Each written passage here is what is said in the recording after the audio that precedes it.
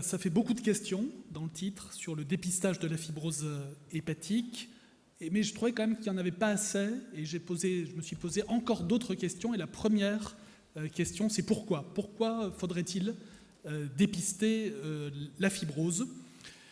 Je crois que la première chose qu'on peut dire, j'ai donné un exemple ici qui est celui de la stéatopathie métabolique, mais vraiment c'est vrai dans toutes les maladies du foie, la fibrose c'est le principal élément pronostic. Si on prend la NASH, c'est le seul facteur pronostic. L'intensité de l'inflammation, la ballonisation, etc., les autres lésions histologiques ne sont pas associées au pronostic. La fibrose, elle, est associée, indépendamment de l'activité, des transaminases, etc., au pronostic, à la mortalité globale, à la mortalité hépatique, aux complications hépatiques.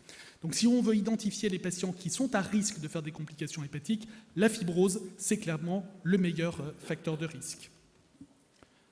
Alors, je me suis planté. En revanche, on a tous été habitués, c'est peut-être un vieux réflexe d'hépatite C, de la prise en compte de la fibrose comme facteur déterminant pour une intervention thérapeutique. C'était le fameux « on traite à partir de F2 les hépatites C ». Je crois qu'aujourd'hui, il faut vraiment se débarrasser de ce dogme. Ça peut éventuellement être un facteur d'intervention, mais de moins en moins. Prenons l'alcool, par exemple. J'ai remis ici le papier de l'EASL. Ce sont l'ensemble des données. C'est un travail extrêmement impressionnant qui avait été présenté à l'EASL et récemment publié sur les causes de mortalité. Il y a par exemple un lien extrêmement fort entre la consommation d'alcool dans les pays et la mortalité hépatique, avec, vous le voyez à gauche en France, une diminution, à droite une augmentation au Royaume-Uni. Très clairement, on ne va pas faire de l'intervention, demander aux patients d'interrompre la consommation d'alcool à partir du stade F2. C'est la même chose pour la NASH. Les règles hygiéno-diététiques vont être mises en place, quel que soit indépendamment du score de fibrose. C'est la même chose également pour l'hépatite C. Alors c'est vrai qu'il y a encore des reliquats. Les patients inclus dans les essais cliniques NASH, il y a encore le plus souvent, en fonction des essais, un score de fibrose minimal à avoir. Mais ça, c'est vraiment le deuxième point qui est extrêmement important. Alors pourquoi dépister la fibrose ? Parce que les patients qui ont une fibrose, on a évidemment envie de les rentrer dans un parcours de soins moderne, efficace, qui va donc partir du dépistage et puis qui va permettre de mettre en place des mesures de prévention, d'éducation, de surveillance, de prise en charge des comorbidités, le rein, le diabète, l'obésité, etc.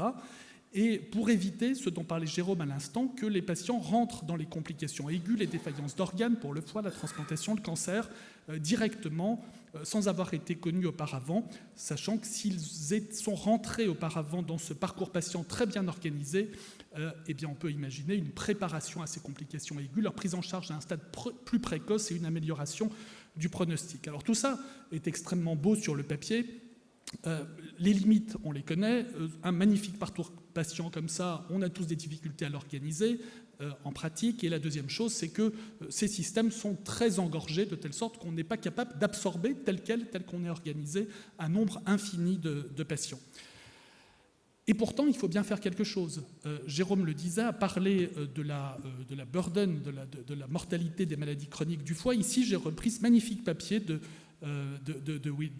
Williams, qui est dans le Lancet. Ce sont des données en Angleterre qui montrent ici, c'est la courbe, la diminution incroyable de la mortalité par infarctus du myocarde, avec, on le sait, une prise en compte, tout le monde connaît les facteurs de risque cardiovasculaire, leur prévention, et tout ça habitué à une réduction vraiment drastique de la mortalité cardiovasculaire. Mais quand on regarde la mortalité hépatique, elle a cessé de monter. Alors évidemment, en rouge, ici, c'est l'alcool. C'est vraiment la cause numéro 1 de maladie du foie et de mortalité hépatique. Mais vous avez également les virus, la NASH, qui sont présentes.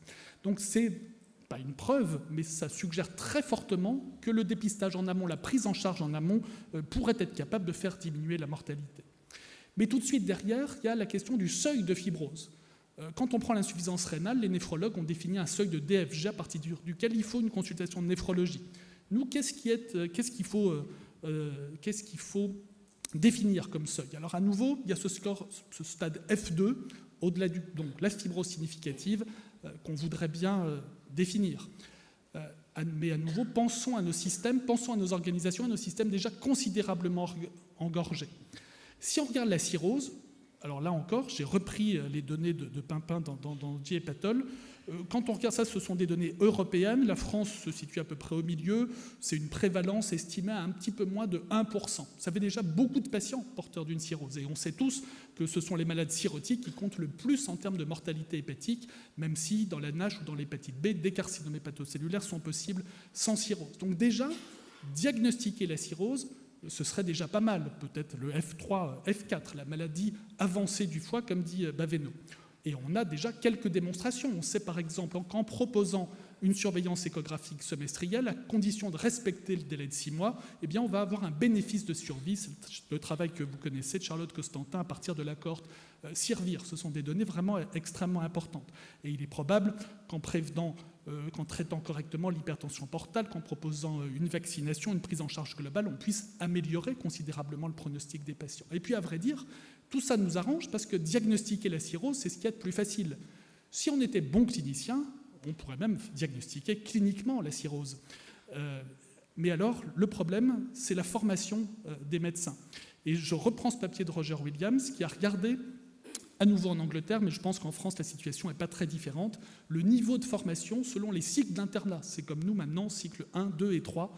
Eh bien, vous voyez que le temps passé, regardez ici, pour le cycle 3, en hépatologie et pour la très grande majorité des internes en hépatogastroentérologie, inférieure à 3 mois. Donc c'est vraiment une formation très très faible en hépatologie. Donc pour les médecins généralistes, c'est encore pire et on peut vraiment imaginer que le diagnostic clinique de cirrhose, on est capable de le faire quand on est hépatologue, on le fait dans la rue parfois, mais en pratique clinique, pour les médecins généralistes, ça ne va pas marcher. Alors évidemment, on aurait envie à nouveau de diagnostiquer la fibrose en amont. J'étais très impressionné par ce papier de Georges Papatheoridis. C'est une très grosse cohorte de 2000 patients qui ont une hépatite B, qui sont traités. Les patients non cirrhotiques suivis ont une survie meilleure par rapport à celle de la population générale. Alors, est-ce que c'est meilleur parce qu'ils sont suivis avec nos consultations tous les 6 mois, parce qu'on leur donne des conseils sur l'alcool, le mode de vie? Je ne sais pas, est-ce que c'est une fluctuation, mais c'est quelque chose d'intéressant. Donc ça suggérerait que c'est intéressant de dépister plus tôt la fibrose. Mais à nouveau, on a bien un souci d'efficience globale, de saturation de nos systèmes, et il faut bien faire des choix. Le F3, F4, pour l'instant, me paraît raisonnable. Alors maintenant, pour qui ? Dépistage de masse, tout le monde à 50 ans, comme le dépistage du cancer colorectal ou du dépistage du cancer du sein. Là, c'est vraiment très difficile à dire et on n'a pas de données.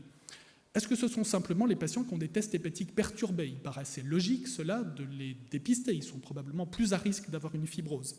Il y a des recommandations extrêmement claires publiées dans Gut. À nouveau, ce sont des données anglaises où les Anglais s'attachent toujours à évaluer l'efficience de leur système et le coût du système.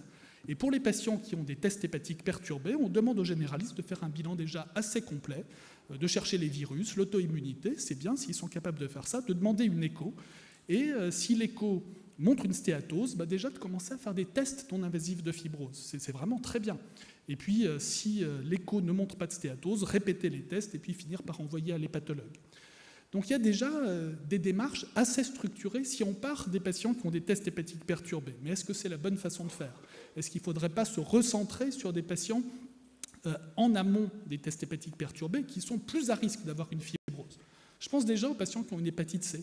Voilà, typiquement, les patients qui ont une hépatite C, c'est une population dans laquelle il est important de dépister la fibrose, et ce sont les recommandations actuelles de la FEV, où les patients qui ont une cirrhose peuvent avoir un traitement différent et une surveillance hépatique particulière. Pour les autres qui n'ont pas de fibrose, traitement et pas de surveillance hépatique particulière. Évidemment, tout de suite, on va penser à une population qui est à risque d'avoir une fibrose, ce sont les patients qui ont une stéatopathie métabolique. Mais alors là, ce qui est tout de suite effrayant, c'est la prévalence, qui est absolument considérable, entre 1/4 et 1/3 de la population mondiale qui est porteuse d'une stéatopathie. Ça va faire beaucoup de patients, beaucoup de patients. Et chez ces patients, comment on se débrouille pour identifier la fibrose, sachant que c'est un nombre colossal de patients, mais que le risque de développement de complications hépatiques est faible. Et quand on regarde les causes de mortalité de la NASH, vous voyez que les complications de la cirrhose ne sont que la 3e cause, bien après les complications cardiovasculaires et les cancers, 7,8% dans le papier d'Angulo. Donc ça fait pas beaucoup. Donc comment aller dépister parmi cette masse de patients très importants ceux qui vont développer des complications hépatiques? Alors, comment on fait ? Si on considère que c'est le travail des médecins généralistes de faire ce test de fibrose, encore faudrait-il mieux le définir, je crains qu'on ait beaucoup de problèmes. Et je fais l'analogie avec l'hépatite C. L'hépatite C, c'est extrêmement simple. Un test très simple, sérologie de l'hépatite C. Une recommandation de la FEF, dépistage universel. Est-ce que c'est fait ? Non, c'est pas fait, parce que le message a du mal à passer et parce que les médecins généralistes, il n'y a pas d'incitation. Si on fait une incitation financière, là, ça peut marcher. Si on réserve du temps, ça peut marcher. Est-ce que ce sont les 4000 auxiliaires prévus par notre président qui vont permettre d'améliorer les choses ? Je n'en suis pas sûr. Alors comment faire ? Quels sont les outils disponibles pour le dépistage ? Alors c'est Dominique Rouleau qui est là, qui nous avait ouvert la voie il y a quelques années et qui avait proposé de faire de l'élastométrie hépatique. Un fibroscan, 1000 sujets réputés en bonne santé, un check-up et on leur fait un fibroscan. Eh bien ces patients, à peu près une centaine parmi les 1000, avaient une fibrose possiblement significative sur les données de l'élastométrie hépatique. Alors un certain nombre d'entre eux ont été perdus de vue, d'autres ont été référés à un hépatologue, certains ont reçu une biopsie hépatique et vous voyez qu'on a des cirrhoses. 1000 au départ, 9 cirrhoses, on retombe sur notre 1% de prévalence de la cirrhose. Donc faire des fibroscans à la population générale, c'est probablement une bonne option. On est capable comme ça d'identifier des patients avec fibrose et cirrhose. Quand la prévalence de la NASH est de 25% en France, ça va être difficile de faire un fibroscan à 12 ou 15 millions de personnes. Quand on regarde, alors 1000 c'est possible, 16 000 c'est encore possible, c'est ce papier multicentrique qui vient tout récemment d'être publié, donc c'est 16 000 malades, c'est une méta-analyse à données individuelles, montrant que chez les patients qui ont un BMI normal et chez qui la sonde M a été utilisée, 1,5% d'entre eux, donc sujet en bonne santé à nouveau, ont une fibrose probablement avancée sur les données du fibroscan. Si on utilise la sonde XL parce que le BMI est important, à ce moment-là, c'est 6% des patients. Donc à nouveau, ça veut dire qu'avec cette stratégie de faire un fibroscan, on est capable d'identifier des patients probablement porteurs d'une fibrose avancée, mais si on regarde ceux qui ont des facteurs métaboliques et une obésité, la probabilité de détecter de la fibrose est quand même plus importante. J'en reviens à l'intérêt de cibler les patients. Alors comment on fait ? Évidemment, ce n'est pas raisonnable de proposer un fibroscan à 15 millions de personnes. Alors certains ont réfléchi, vous connaissez tous les recommandations de l'EASL. L'idée générale, c'est qu'il faut y aller pas à pas. Mais c'est quand même difficile. On regarde les facteurs métaboliques, une échographie pour voir s'il existe ou non une stéatose, un dosage des transaminases. Si les transaminases sont élevées, consultation des pathologies. Elles sont saturées, ça fait sûrement beaucoup de patients. Si les transaminases sont normales, à nouveau, on en arrive à ces tests de fibrose, peut-être de première génération, simples, de niveau 1, avant d'envoyer le patient au spécialiste si ces tests sont élevés. Les méthodes d'évaluation de la fibrose, elles sont évidemment nombreuses. Ça va du très simple au très compliqué. Ça va de méthodes extrêmement simples, des paramètres biologiques extrêmement simples, le FIB4 par exemple, le NAFLD Fibrosis Score, et puis ça peut aller jusqu'à l'IRM en passant par les différentes techniques d'élastométrie. Alors comment on pourrait mettre tout ça en musique ? Ce qui paraît le plus astucieux, c'est d'utiliser au niveau des médecins généralistes des méthodes très simples, de niveau 1, le FIB4 ou le NAFLD Fibrosis Score par exemple. Jérôme, entre autres, a regardé la performance de cette approche. Pour les patients qui n'ont pas de fibrose a priori sur ces tests très simples, gratuits, qu'on peut faire extrêmement facilement, eh bien, à 80-90%, on est capable d'exclure une fibrose significative. Et puis à l'inverse, si les tests sont élevés, c'est à peu près 80% des patients qui sont F3, F4. On dit, tiens, ça c'est une bonne approche. Alors il y a quelques pièges, on peut surestimer les choses chez les diabétiques avec le NAFLD Fibrosis Score qui prend en compte le diabète. On peut également surestimer les choses chez les sujets plus âgés, ça on le sait, si on fait tous les scores qui prennent en compte l'âge, surestiment avec l'âge. À 100 ans, 100% des patients sont cirrhotiques simplement parce que les tests ont été surestimés. Et puis Jérôme, c'est vraiment un travail que je trouve magnifique, a proposé une stratégie en 2 temps, en utilisant un score qui est le e-lift, qui prend en compte des variables extrêmement simples, l'âge, le sexe, les transaminases, les gamma-GT, les plaquettes et le TP.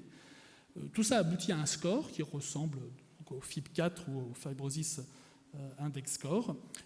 Et en cas de positivité, à ce moment-là, c'est un test de deuxième génération qui est fait, qui est un mix d'un fibromètre et d'un fibroscan dans la version poulet, qui est le fibromètre VCTE.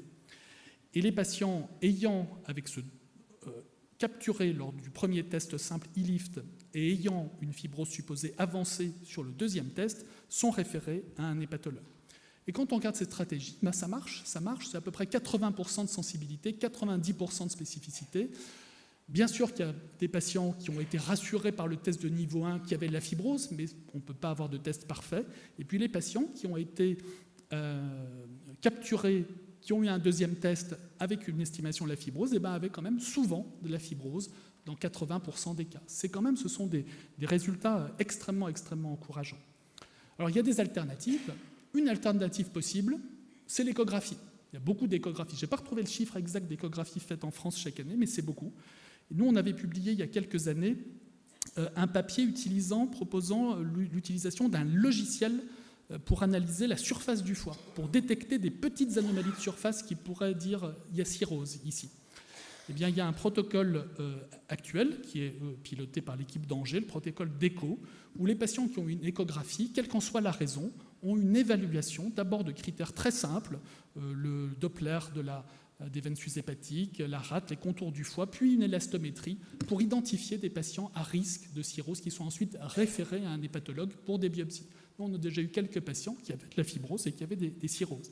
Donc ça, c'est en cours, mais ça me paraît une approche alternative extrêmement intéressante par rapport aux tests biologiques. Alors la dernière question, la plus difficile, parce qu'on a des outils, on a des patients, il faut faire quelque chose, c'est évident, mais qui va faire tout ça ? Comment les choses peuvent fonctionner ? Convaincre les médecins généralistes qu'il faut demander un test de fibrose, comme ça en 5 minutes, ça ne va pas être simple. Ça va pas être simple. À nouveau, regardez les difficultés que l'on a avec l'hépatite C. En revanche, il y a en permanence des tas d'analyses sanguines qui sont faites, tout le temps pour 50 000 raisons, avec des tas de marqueurs simples, les plaquettes, les transaminases, les gamma-GT, etc. On peut vraiment imaginer que l'automatisation des choses sera un élément absolument capital pour la suite. C'est la même chose pour l'échographie. Si un radiologue fait une échographie parce qu'il y a une histoire de lithiase urinaire, il jette un coup d'œil sur le foie, il y a très peu de chances qu'il voit des petits contours du foie bosselés. S'il y a un petit peu d'intelligence artificielle, c'est ça que je voulais mettre ici, on pourrait très bien imaginer des systèmes d'alerte qui disent « ça bip, attention, ce patient est suspect d'avoir une maladie du foie, il faut peut-être faire quelque chose ». Idem quand on reçoit les résultats biologiques. Donc je pense que si on veut éduquer les médecins généralistes aux facteurs de risque hépatique, les cardiologues ils sont arrivés avec les facteurs de risque cardiovasculaire, mais nous, je crois qu'on n'a pas la même force de frappe, ça va être très long. Si on met des alertes automatisées, c'est peut-être une piste. Et puis les patients, une fois identifiés, il va falloir réinventer notre système. Il va falloir que ces patients aient accès à des plateformes d'évaluation de la fibrose, peut-être de niveau 1, peut-être de niveau 2, peut-être de niveau 3, avec des trucs très compliqués, l'élasto-IRM, etc. Et il faut là encore que tout ça soit automatisé. Ça tombe bien, on parle de nouveaux parcours patients, de nouveaux modes de financement, l'article 51, d'idées de pratiques avancées. Je pense qu'il faut réinventer notre système, disséminer sur les territoires des plateformes d'évaluation de la fibrose. Le plus simple, c'est Fibroscan et Fibromètre, ou Fibroscan Fibrotest, allant jusqu'à des choses plus complexes pour identifier les patients qui pourront rentrer réellement dans des parcours patients efficaces, moins saturés, parce que mieux sélectionnés. Je vous remercie.